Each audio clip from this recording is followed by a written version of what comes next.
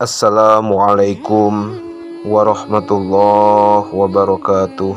Hamdan syukron lillah amma ba'du. Para sahabat ikhwan dimanapun anda berada, semoga Allah senantiasa melimpahkan curahan rahmat dan magfirah untuk kita semua. Amin ya Allah ya Rabbal alamin. Yang mana di kesempatan kali ini di sini saya akan mencoba sekelumit menerangkan, yaitu terkait polemik berita hangat yang terjadi di sekarang ini, yang mana peperangan tak hentinya di antara kedua negara, yaitu Palestina dan Israel, yang mana Israel mayoritasnya itu adalah penganut agama Yahudi, termasuk di dalamnya yaitu ada sebuah komplotan yang namanya Zionis Israel. Lain daripada kata itu, kita akan berbicara mengenai daripada Bani Israel. Siapakah itu Bani Israel? Yang mana Bani Israel itu adalah keturunan Nabi Yakub alaihi salam. Yang mana arti daripada Bani bermakna anak-anak ataupun keturunan, berarti Bani Israel bermakna keturunan ataupun keturunan Israel. Yang mana Israel itu adalah sebuah gelar bagi Nabi Yakub alaihi salam. Bahkan Ibnu Abbas menyatakan bahwa Isra dalam bahasa Ibrani itu bermakna abdun ataupun hamba. Adapun ilnya adalah salah satu nama Allah Subhanahu wa ta'ala. Jadi Israel itu sama dengan bermakna hamba Allah ataupun abdullah. Yang mana di kitab suci Yahudi, yaitu yang terdapat dalam perjanjian lama, asal usul mengapa Nabi Yakub alaihi salam digelari Israel ataupun Israel, yang mana Nabi Yakub mempunyai 12 anak, yang mana salah satunya adalah Nabi Yusuf alaihi salam. Yang mana 12 anak ini yang masyhur disebut dengan istilah asbat. Seluruh orang Bani Israel nasabnya kembali ke 12 anak Nabi Yakub alaihi salam. Adapun sebutan Yahudi ataupun al-Yahudiyatu, maka itu menunjukkan pada agama mereka. Jadi Bani Israel adalah sebutan untuk ras, sementara Yahudi adalah sebutan untuk agama. Yang mana agama mereka disebut Yahudi itu diambil dari kata hada Yahudu yang bermakna tobat, sebagaimana disitir dalam surat Al-A'raf ayat 156.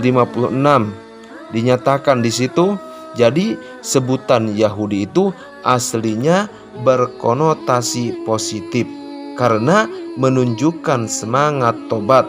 Yang mana pendapat lain, arti daripada Yahudi itu dinisbahkan pada salah satu asbat yang bernama Yahuda, yang mana awalnya mereka adalah kaum yang dimuliakan oleh Allah Subhanahu wa ta'ala.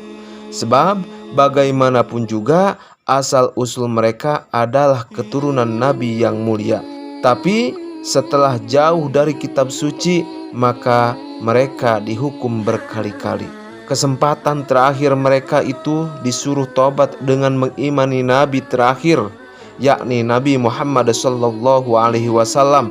Tapi mereka menolak karena maunya mereka Nabi terakhir harus dari kalangan Bani Israel. Akhirnya Allah sangat murka, melaknat mereka dan memastikan nasib mereka di akhirat kelak akan di neraka kekal di dalamnya. Yang mana ajaran agama mereka itu sangat dekat dengan ajaran agama Islam. Bahkan mereka ahli tauhid dan anti politeisme. Mereka mengimani Allah, malaikat, nabi-nabi, kitab suci, hari akhir, hari penghisaban, surga dan neraka. Solatnya pun sangat mirip dengan solat umat Islam. Cuma perbedaan mereka dengan umat Islam yang terbesar hanya satu. Umat Islam mengimani Nabi terakhir, yakni Nabi Muhammad SAW, akan tetapi mereka mengkufurinya. Jadi bukan hanya agamanya yang mirip, bahkan sejarah umatnya juga itu mirip. Bahkan ada athar dari Ibnu Mas'ud yang meramalkan bahwa sejarah umat Islam akan meniru sejarah Yahudi secara pelan-pelan. Ini bermakna jika Yahudi pernah berkuasa dan jaya lalu hancur, maka umat Islam juga akan hancur terpecah belah setelah jaya.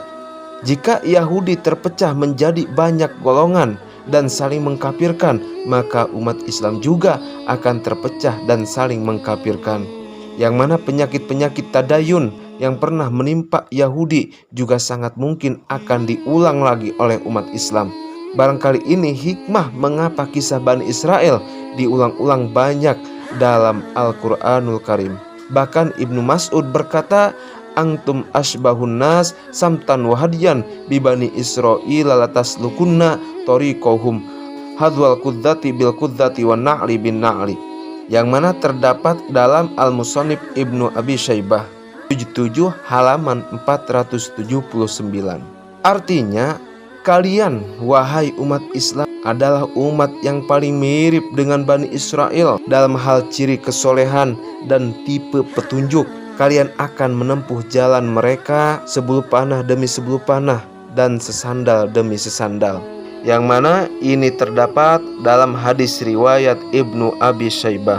Jadi latar belakang pendirian negara Israel sebenarnya berangkat dari keinginan membangkitkan kembali umat Yahudi dari keterpurukan setelah sebelumnya terdiaspora dan terpecah belah, yakni mengulang masa kejayaan Nabi Sulaiman yang menjadi negara adidaya dan menguasai dunia.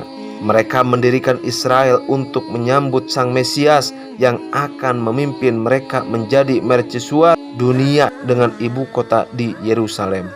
Jadi perhatikan betapa miripnya dengan keinginan sebagian orang Islam yang ingin membentuk pemerintahan dunia untuk mengulang kembali masa kejayaan di masa lalu.